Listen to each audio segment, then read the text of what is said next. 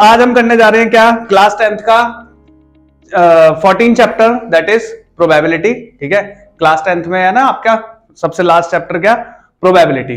Probability आपने 9th class में भी पढ़ा है और उस 9th क्लास में आपने प्रोबेबिलिटी के लिए क्या पढ़ा है, क्या किसी भी चीज के होने की क्या संभावना। ठीक है, किसी भी चीज के होने की संभावना क्या हो सकती है, क्या नहीं हो सकती, कल बारिश होगी या नहीं होगी, ये क्या एक संभावना है। ठीक है, एक कॉइन के अंदर हेड आएगा टेल आएगा, ये भी क्या एक संभावना है। ठीक है, आपने क्या लिया, आपने बोला कि अगर मैं एक कॉइन को उछालता हूं तो उसमें हेड या टेल आएगा। ठीक है, या फिर अगर आपने बोला कि भाई एक बैग के अंदर कुछ बॉल्स है तो उसमें से और डिफरेंट कलर की बॉल है, 3 डिफरेंट कलर की बॉल्स है, तो आपने पूछा कि भाई इसमें व्हाइट बॉल आने की प्रोबेबिलिटी क्या है। ठीक है, तो उसमें व्हाइट आने की संभावनाएं क्या क्या है। ठीक है, दैट इज कॉल्ड प्रोबेबिलिटी। तो आप प्रोबेबिलिटी के अंदर यहां पे क्या लिखा हुआ ई, प्रोबेबिलिटी ई का मतलब क्या है, इवेंट। जो इवेंट आप परफॉर्म कर रहे हो, जो भी इवेंट आप क्या कर रहे हो, परफॉर्म कर रहे हो। कॉइन का कर रहे हो तो कॉइन के लिए आएगा।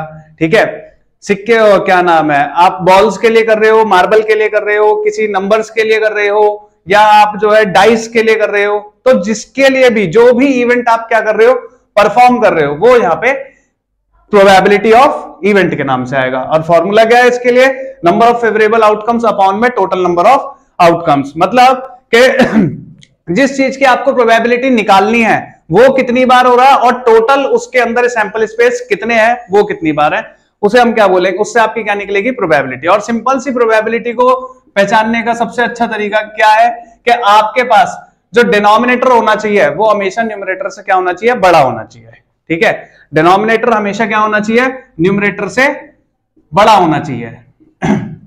ठीक है, न्यूमरेटर क्या हो, छोटा, और डिनोमिनेटर क्या हो, बड़ा।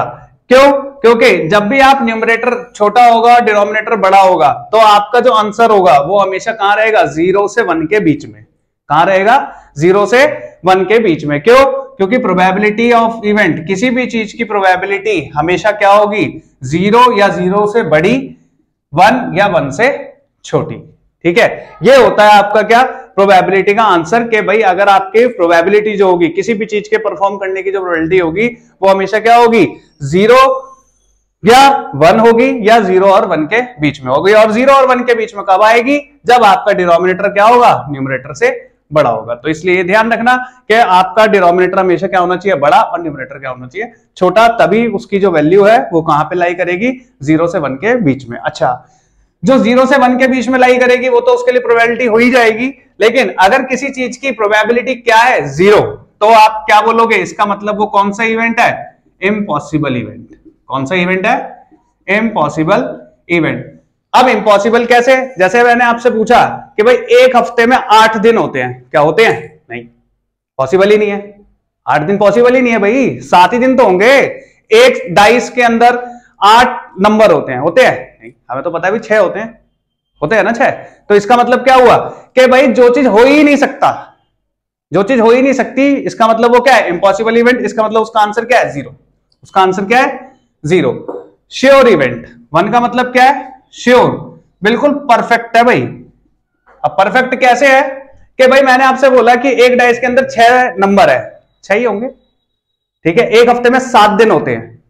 ठीक है, एक हफ्ते में एक ही बार मंडे आता है, पक्का एक ही बार आता है, 2 बार थोड़ी आता है, या आता है, नहीं आता ना, तो बस ठीक है। तो इसीलिए हमारे पास क्या हुआ, जो चीज हमारे पास क्या है, बिल्कुल परफेक्ट है कि हाँ भाई यही हो सकता है, इसके अलावा कुछ हो ही नहीं सकता, जिसका आंसर आप कह सकते हो कि बिल्कुल श्योर हो, तो वो क्या है, श्योर इवेंट। ठीक है, वो कौन सा इवेंट है, श्योर इवेंट। नेक्स्ट, अब आपने बोला कि अगर आपने एक चीज की प्रोबेबिलिटी निकाल ली है, सेम चीज के प्रोबेबिलिटी निकाल ली और सेम चीज के ना होने की प्रोबेबिलिटी निकालनी है, तो कैसे निकालोगे। मैंने बोला आपके पास के probability of getting head, head मतलब कि एक सिक्का उछाला और एक सिक्का उछालने पे उसकी प्रोबेबिलिटी क्या आई, मैंने उसमें पूछा कि आपसे प्रोबेबिलिटी निकालो हेड की। एक सिक्का उछाला, एक सिक्के में क्या क्या आ सकता है, हेड आ सकता है और टेल आ सकता है। तो आपसे मैंने ये पूछ लिया कि हेड आने की प्रोबेबिलिटी बताओ, तो आपने कहा भैया उसके अंदर एक ही बार तो हेड आएगा। ठीक है, लेकिन उसके अंदर टोटल आउटकम कितने हो गए, 2। ठीक है, तो इसके लिए आपने प्रोबेबिलिटी क्या बता दी कि 1/2 बता दी। अब मैं आपसे पूछूं कि what is the probability of getting not head. क्या पूछा मैंने? नॉट हेड, मतलब हेड नहीं होना चाहिए, तो उसका अपोजिट क्या होगा भाई? टेल ही होगा। बचा हुआ क्या है हमारे पास? टेल। भाई हेड नहीं होगा तो भाई टेल तो होगा ही, ठीक है। तो इसीलिए अब नॉट के लिए जब वो आपसे पूछता है कि सेम चीज है और सेम चीज नहीं है, तो प्रोबेबिलिटी कैसे लिखोगे? अब उसने पूछा हेड नॉट, तो आपने नॉट का साइन लगाया, ये क्या है? नॉट का साइन, ठीक है। कैसे निकालोगे? What is the highest probability of, किसी भी चीज के हाईएस्ट प्रोबेबिलिटी क्या है? 1। 1 में से जिसकी प्रोबेबिलिटी आपने फाइंड आउट कर लिया उसको माइनस कर दोगे तो किसकी पता लग जाएगी? बचे हुए की प्रोबेबिलिटी, ठीक है। मतलब कि अगर आपके पास, मैंने आपको बोला कि 4 से 5 चीजों की प्रोबेबिलिटी दी है, ठीक है। 5, चाहे 4 हो, 5 हो, 10 हो, 100 हो, 1000 हो, ठीक है। आपके पास मान लो मैंने बोला कि आपके पास 4 चीजें, 4 में से इवेंट 1 की प्रोबेबिलिटी आपको गिवन है, इवेंट 2 की प्रोबेबिलिटी आपको गिवन है, इवेंट 3 की भी प्रोबेबिलिटी आपको गिवन है, लेकिन आपको इवेंट 4 की प्रोबेबिलिटी नहीं गिवन। ये आपको निकालनी है। How you will calculate the probability of event 4? आपको पता है मैं कितनी भी चीजों की प्रोबेबिलिटी निकाल लूं, सभी का सम क्या होगा? 1। सभी का सम क्या होगा? 1। इसका मतलब जिसकी मुझे गिवन नहीं है उसी को क्या कर दूं? 1 में से बाकी सभी को क्या कर दूं? माइनस। बाकी सभी को क्या कर दूं? माइनस करूंगा तो मुझे क्या मिल जाएगी? जिसकी मुझे चाहिए। इवेंट 4 की मुझे चाहिए, प्रोबेबिलिटी किसकी चाहिए? इवेंट 4 की चाहिए। तो उसको, उसकी कैसे निकालेंगे? जितनी प्रोबेबिलिटी गिवन है उसको सबको क्या करूं? प्लस करके किस में से माइनस कर दूं? 1 में से, तो मुझे पता लग जाएगा प्रोबेबिलिटी ऑफ बचे हुए इवेंट की प्रोबेबिलिटी क्या है।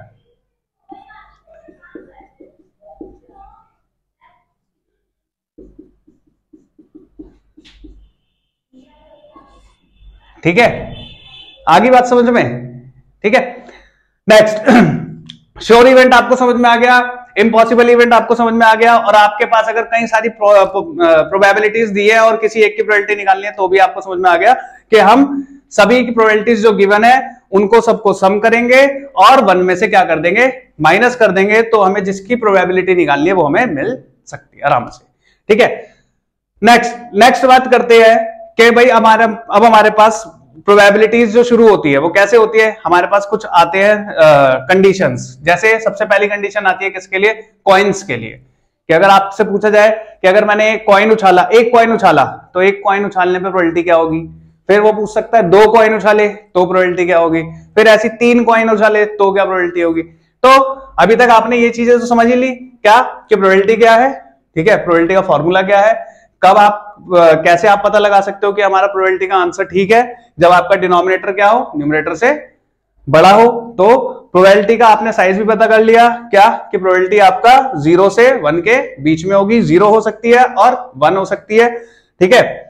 इसका मतलब कि आपका प्रोबेबिलिटी 0 है तो इम्पॉसिबल इवेंट है, और 1 है तो श्योर इवेंट है, परफेक्ट इवेंट है। किसी एक चीज की प्रोबेबिलिटी गिवन हो, दूसरे की निकालनी हो तो क्या करेंगे? हाईएस्ट प्रोबेबिलिटी क्या है? 1, और उसमें से गिवन प्रोबेबिलिटी को क्या कर देंगे?